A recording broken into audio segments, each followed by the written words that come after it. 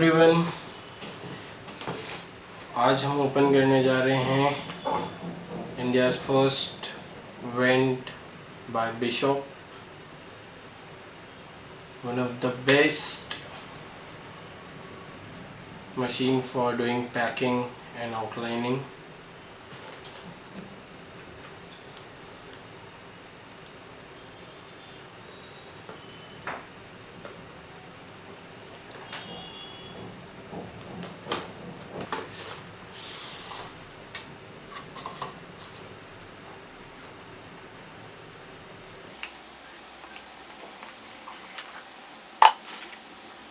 आप देख सकते हैं बहुत ही अच्छी पैकिंग पे आया है and I have lots of machines, लेकिन अभी तक की ऐसी पैकिंग किसी पे भी नहीं है। इट्स वेरी टाइनी,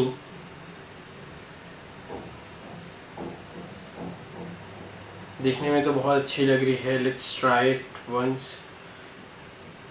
इसके नेक्स्ट वीडियो में मैं आपको बताऊंगा कि इसका वर्क कैसा आ रहा है, कैसा इसका वर्किंग है। इसके साथ में हमें एक RCA केबल भी मिला है।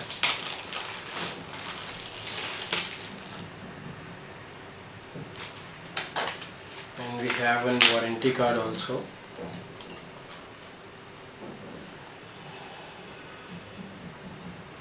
Thank you so much Bishop Rotary इतनी कॉम्पैक्ट मशीन बनाने के लिए।